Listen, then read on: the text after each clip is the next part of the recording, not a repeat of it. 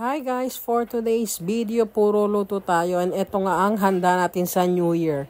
Yung mga ipapakita ko sa inyo ay handa natin sa New Year later. So, December 31 ito ng morning. So, ang unang menu natin for today's video ay ang favorite ng lahat, menudo. Cherries, baka ako lang may favorite. Ito ang favorite kong ulam, menudo. Yan, kitang-kita nyo naman yung mga hotdog dyan. The best menudo ever ang menudo ng aking mother. Hindi ako nasasarapan sa ibang menudo, kundi sa menudo lang ng aking mother. Ito talaga ang request ko lagi, lalo na pag may handaan. And ito nga pala, umorder din si mama ng mga cute mini cakes for our New Year.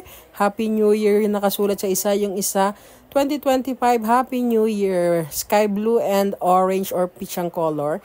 And eto rin ang aming carbonara sauce para may pasta kami for tonight. For longer life, ayan, nilagay na ni mama yung cheese na ginayat ko.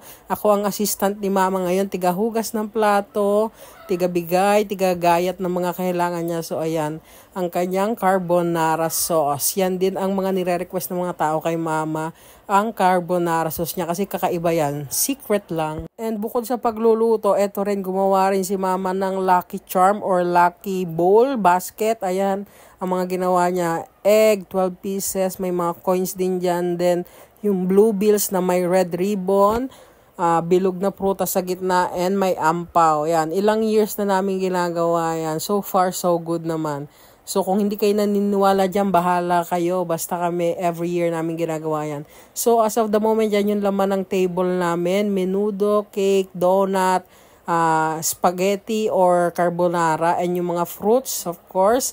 And yung ibang handa namin, in order lang para hindi masyadong mapagod magluto. Kasi ayaw na ni mama ngayon masyadong mapagod magluto. So, ayan yung handa natin. So, waiting pa tayo sa ibang handa later. Hindi na masyadong marami yung mga handa namin ngayon unlike before kasi iilan lang naman kami sa bahay ngayon. Dito sa loob ng bahay, 5 lang kami. 4 kami magkakapatid, then si mama. Tapos sa baba sila, 5 rin sila. So bali 10 lang kami. And binibigyan lang namin sila ng mga panghanda rin nila para panglagay nila sa table. Yung ginagawa ni mama, yan, papadalain sa baba para may laman sila sa table. So eto nga guys, dumating na yung mga ibang in-order ni mama. May lechon belly tayo dyan. May crispy pata, may pinirito tayong ilang pirasong lumpia dyan. Ayan na. Ayan yung carbonara sauce natin, pasta, crispy pata, lechon belly, menudo, and yung mga kakanin para sa mga stronger bond. Ayan, stronger bond.